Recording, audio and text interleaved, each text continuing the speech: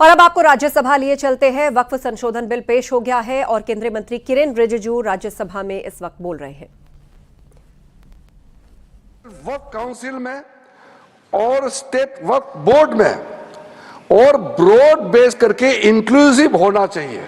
ये बंद कमरे में कुछ लोग बैठा है ऐसा लग रहा है, इसको खोलना चाहिए, ब्रॉड बेस करना चाहिए।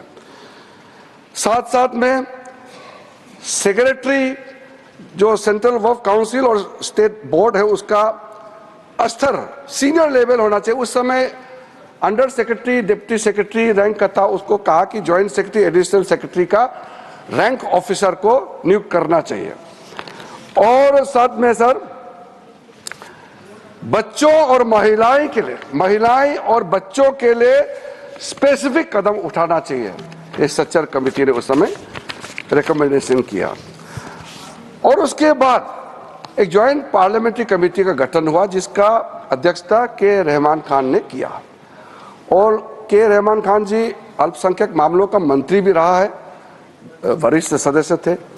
उन्होंने फिर पूरे ऑल पार्टी का सदस्य का एक जेपीसी हेड किया, उसमें कई मुद्दे उन्होंने रखे हैं और रेकमेंड किए हैं। मैं मेन वाला को यहाँ पॉइंट आउट करना चाहता हूँ।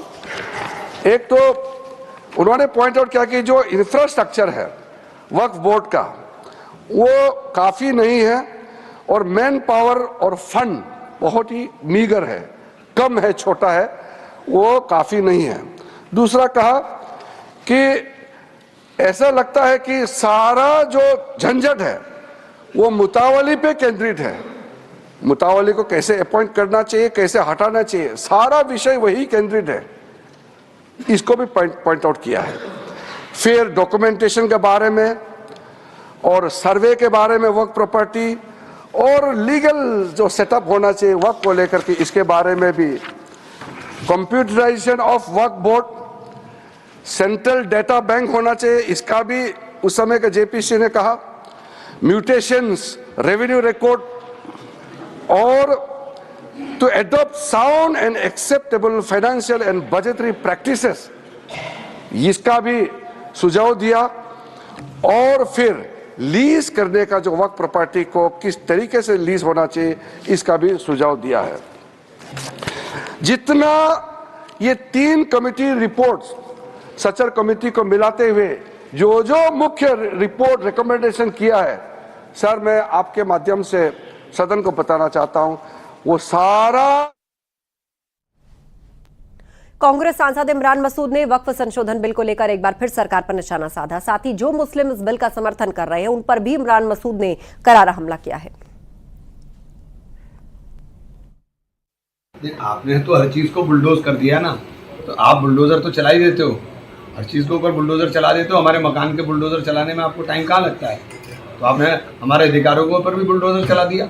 तो इमरान मसूद क्या करेंगे? क्यों कानून बन गया है, देश का बनने वाला है, राष्ट्रपति मंजूरी दे देंगे, कानून बन जाएगा।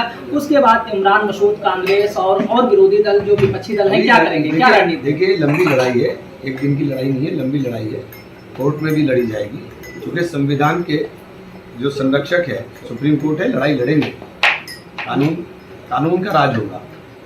लेकिन कभी आपको मौका मिला, अगर ये बिल बुरा है क्या इसको आप सही करेंगे? 100% क्यों नहीं करेंगे, 100% करेंगे। हमें जब भी मौका मिलेगा तभी करेंगे। कैसे कम मौका मिलेगा, किस तरीके का मौका मिलेगा? लोकतंत्र के अंदर कोई अजय अमर नहीं होता, व्यवस्थाएं बदलती है, सरकारें आती हैं जाती हैं, कभी तो सरकार आएगी, हमारी भी आएगी। देखिए प्रियंका जी यहाँ पर मौजूद नहीं है और इसकी गंभीरता को देखते हुए राहुल गांधी 3 बजे तक हाउस के अंदर बैठे रहे, इसकी गंभीरता को देखते हुए। और जो हम बोल रहे हैं हम राहुल गांधी के निर्देश पर क्यों बोल रहे हैं? राहुल गांधी ने बिल्कुल स्पष्ट कर दिया, उनका आप कल रात का ट्वीट पढ़ लीजिए। सरकार गंभीर नहीं है, सरकार की गंभीरता है। प्रधानमंत्री जी, अगर ये इतना गंभीर विषय था प्रधानमंत्री जी क्यों नहीं रहे? ये सवाल आप राहुल गांधी के ऊपर लगा रहे हैं, प्रधानमंत्री जी क्यों नहीं रहे? कर रहे हैं और कई मुसलमान मिठाइयाँ भी बांट रहे हैं, मोदी की जी की जय जयकार कर रहे हैं। कुछ तनख्वाही भी होते हैं, हर कौम के अंदर होते हैं, ये तनख्वाही हैं जो मिठाइयाँ बांट रहे हैं।